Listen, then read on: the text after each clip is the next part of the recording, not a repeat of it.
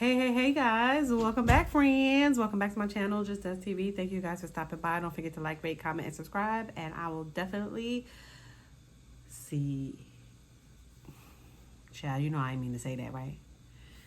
I didn't mean to close out the video because we just getting started. We are just getting started. Love and Marriage, Huntsville, episode 3. Discussions and convictions. Martell convictions, child. So the episode starts off with Mel and Nell playing pickleball. And Mel says she never played pickleball before, and Mel is running her around, and she old, but don't think of her as old. Think of her as your spicy auntie, child. Okay. All right. Nell asks her why she didn't come to the podcast. Nell proceeds to say that it sold out too quick. Child, just admit y'all not her friends. Just admit y'all not her friends. Period. And y'all not trying to support her in anything she do. Just admit it. I just wish y'all would admit it. So it is what it is. So Mel was like, why you didn't call or text me and ask me for tickets? Yeah. Why didn't you? Why didn't you? Because you would expect her to do.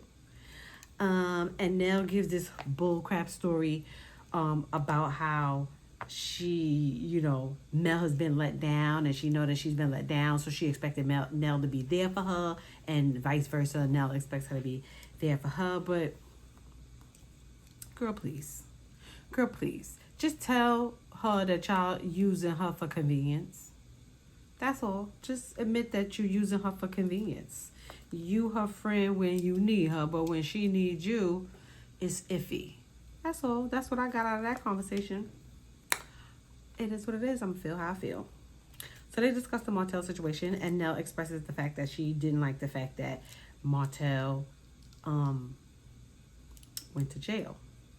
And she said, Nell asked her initially what happened, and she asked her, well, why didn't you ask Martell?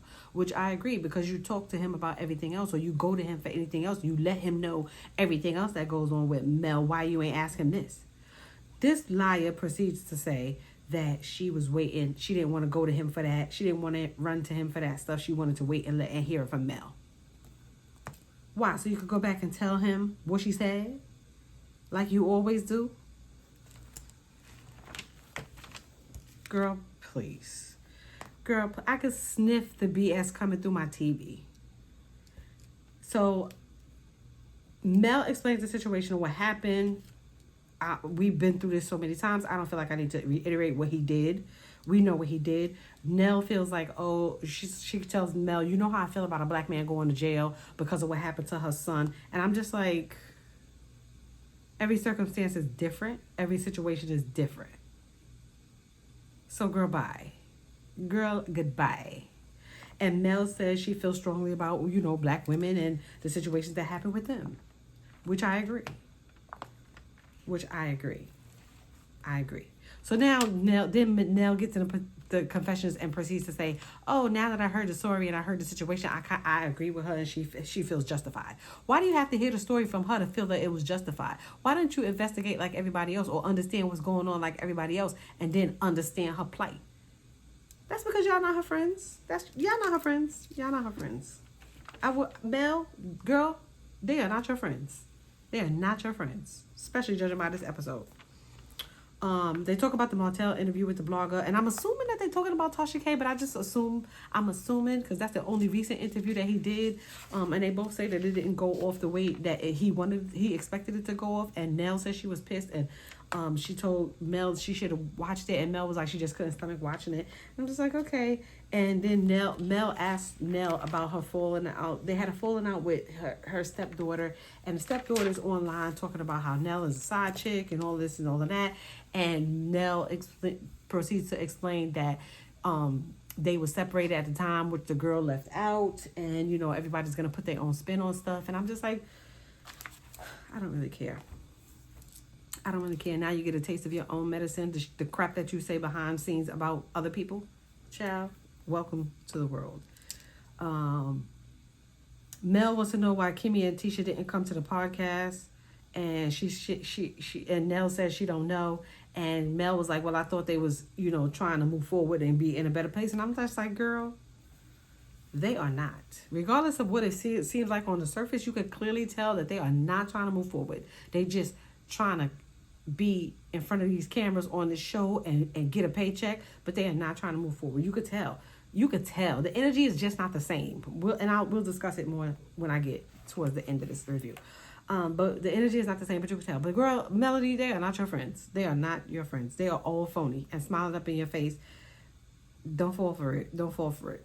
So we meet up with Stormy and Latrice at a bar, and they talk about the gym and, you know, them getting their bodies together, and about motherhood and the fact that Stormy wants to have another baby, and that they're choosing surrogacy this time because she had a lot of complications with her first pregnancy, and her husband doesn't want to see her go through that again. So they're choosing surrogacy. Tisha and Latrice met up with Destiny because apparently Letitia is Destiny's personal trainer, and Destiny came to the gym with Tisha, and Tisha wanted her to be her personal trainer as well.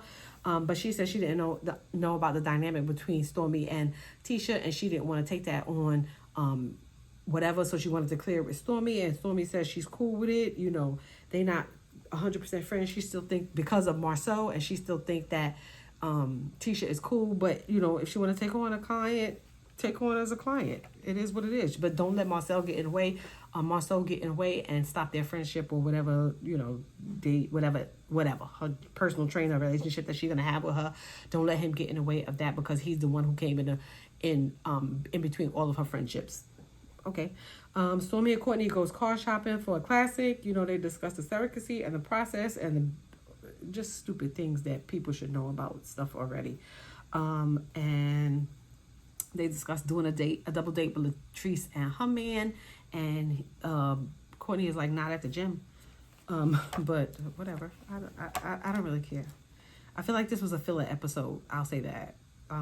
Because they was just scratching the surface, and they wasn't really talking about nothing. I think in all the scenes they wasn't really talking about nothing until they get to the end with Mel and Tisha and Kimmy. We meet up with Latrice and her man, and they can't wait to do a blended family. They discuss about their family. She has 2 kids. He has 1 kid that's not biologically his, but technically he raised her, so she's his. That was just that. They were talking about her being Tisha's personal trainer, and he doesn't want her to get involved in the mess, which I agree. It's a business relationship. Y'all don't have to be personal. It's business.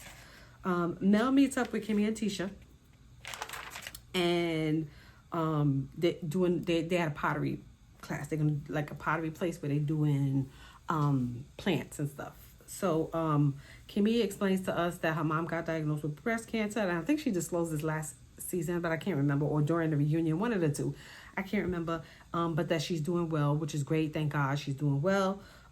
She's talking about how she fixed up her building. Tisha's talking about how they went to Africa as a family now. Is that, you know, that's going to be her claim to fame, that they went as a family, and he didn't go by himself for a month, allegedly. I don't know, but they, you know, that's going to be her claim to fame. But it is what it is, girl. You hold on to it. Love it. You like it? I love it. I love it. Girl, Tisha is being phony, and you know how you can tell Tisha's being phony because of the way she pitches her voice when she speaks to Mel. Hey, girl! Oh no, I didn't know that. But then you see when she got serious about the Martell conversation, her voice kind of like leveled out, lowered out. You know, it lowered, she leveled it out. It was calm. It was whatever. But then when she's talking to Mel, she's this high pitch, because once they start talking about the Destiny situation, she goes back up to that high pitch. That's how you know she's lying and she's phony, and she can't really, she thinks she's covering up, but you can't, darling. You can't. I could smell it. So they discussed the Martell issue, and the fact that we didn't know that Marceau spoke to the people, child, on Martell's behalf. Because she said, why didn't you ask your man? Tisha asked her about the Martell situation, and she was like, why didn't you ask your man? He spoke to the people. I said, ooh, yes, get him, girl, get him. Keep on hitting him. Hit him where hit him. Expose them all. Expose them all for the lying, dirty cheats they are. Expose them. Then Mel explains the story, and Kimmy is like mum's the word. She like has nothing to say. But she goes into confessionals with her phony ass and says that, oh, now that what she said? She said now she gives Mel more credit than she had given her before because it all makes sense of why she did what she did. What? Girl, what? It all makes sense and you giving her more credit? That's the extent of it? That's all you have to say about that situation? Now that you know the full story? Child, go sit down somewhere. Kimmy, go sit down somewhere. I really, ugh. Anyway, like I said, Mel, they are not your friends, child. They are not your friends. They are phony. Both of them hoes. Phony, and more phony. So now Tisha says there's no hope for Martell. You thought there was hope before? You thought... Okay, literally there's like 2 pieces of chewing gum up there. Like 2 pieces of chewing gum. It is what it is. Whatever. Kimmy has nothing to say, like I said before. She's literally like mum's the word. And I'm just like, what? Like she has nothing to say. She's just listening. She's not saying nothing. She's not giving words of encouragement, words of support, none of that stuff. And I'm just like, what happened to Miss Opinion? On everything. Like I have an opinion on everything. What happened to I'm the peacemaker and kumbayaing it up? What happened to that, Kimmy? I don't know what happened to that, Kimmy. I don't know what happened to that, Kimmy. But she's sure not showing up today. Child, they are phony, Mel. And I hope you see that they are phony. Kimmy included. So, Mel asked them about the podcast. Now, she asked them why they didn't show up at the podcast. Kimmy didn't really have much to say again in the beginning. She let Tisha do all the work. She looking at Tisha like she dumb. So Tisha goes, Tisha's excuse for not showing up to the podcast was that she wasn't invited. She then goes on in confessionals about this long dissertation about how she was kicked out at another event and she will never show up to another one of Mel's events without her personally inviting her and saying that she can come. Ma'am, this was not a Mel's event. This was a Carlos podcast. So for you, that excuse don't fly, honey. That excuse does not fly, ma'am. This was Carlos's thing, Carlos's event, and that's not what you said last episode. Last episode, you said the reason why you wasn't coming because the melometers are some old, crazy, delusional people who are nasty and bitter and mean, and that's why you're not coming. Anywhere that they are and you support them and they support her, you're not going to be. That's what you said. So now you get in front of this woman's face and you're talking about because you wasn't personally invited. If she would have personally invited you, I don't think you would have came. Still. So stop lying. Stop lying. Just tell the truth. It doesn't hurt to tell the truth. People could accept the truth if you tell them. Just tell them, I didn't want to come because I didn't want to be around people. I didn't feel comfortable coming. I don't know where we at in this friendship. Whatever the case may be is. I still have animosity. Like, say it. Get it off your chest. It'll make you feel better. Because you know that's how you feel. Child, goodbye. Goodbye. Goodbye. So silly. So silly. I cannot believe she used that as an excuse. She wasn't personally invited. This was Carlos's event. And Stormy was there. And the craziest thing is, Stormy was there. She showed up. She bought 4 tickets. And Stormy gets a lot of flack from the melometers as well. So girl, bye. Girl, goodbye. Girl, goodbye. Girl, goodbye. It's not flying over here. I don't believe you. You need more people. Kimmy said she didn't come because of the melometers. Well, at least she was straight up. At least she was straightforward and told you. Oh, because you hang around people. She didn't even say melometers. You hang around people that don't agree. Girl, are we grown here? Are we grown? Or we kids? Okay. Stormy showed up, like I said. And then they proceed to tell her that Sunni told them that the melometers were rowdy and the energy was bad. Sunni, the energy was bad because of your situation. They was not bad because of you, period. Just because you showed up, it was bad. No, it was bad because of your situation. So let's get it right. Okay, you want to carry a bone, just make sure it's correct. The energy was bad because the heat was on you because you made a mistake, ma'am. You behaved badly. And people with morals are going to let you know. So let's go there. Like, give me a break, you delusional women. What's wrong with these people? Kimmy said that the energy would have been negative if they would have came because of them showing up. Really? Stormy sat in that audience and nobody cared. So you gonna sit here and say that if you would have showed up that the energy would have been bad because of you? Girl, nobody cares. And you just got finished beating cancer. You think people was gonna really try to be attacking you? Girl, shut up. Shut up. Shut up. And they used Mel's explanation of what happened with Stormy to snake out of that conversation. Did y'all catch that? Because once Mel started explaining about the situation with Stormy, that's when Kimmy found a way like, oh yeah, let's discuss the Stormy situation and the Destiny situation because there's the girl code and da-da-da-da-da. So they bring up the girl code again. And I'm just like, you heifers don't even know what the meaning of girl code is because y'all sitting in front of this lady face being phony and lying. What kind of girl code is that? And y'all caping for Destiny who don't even understand what girl code means either. So give me a break. Give me a break. If that's going to be her storyline, I say cut it now. I say cut it now. I say cut it now. Mel started laughing when they bring up the girl code because she says exactly what I said. Destiny doesn't understand a girl code. So they're going to say, oh, well, it would be girl code if that was your friend, but y'all are all friends. And there's still no girl code because y'all are accepting her ex-husband's behavior over girl code, over morals. Y'all accepting his behavior. She had to come and give y'all an explanation about what happened to make her do what she needed to do because of his behavior, because before that, y'all wasn't believing her. What kind of girl code is that? Again, there's no such thing as girl code in this group. So y'all need to stop harping on that because it's not a thing with y'all. So please. Mel says that she doesn't know what Destiny does because she ain't Destiny's friend. And I don't blame her. Because I don't know what he did either. Even in the clip, the other time, they tried to insinuate, Martell tried to insinuate that her kid is his. You see what I'm saying? What kind of girl code is that? And they laugh and kiki cacking it up. Ugh. I'm so disgusted.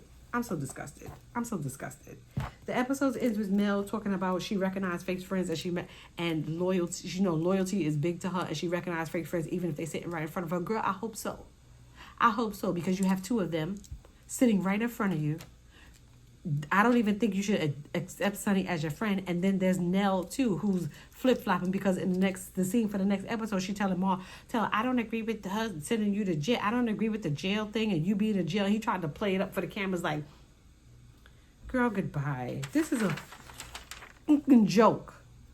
That's what I say to Carlos. This is a fucking joke.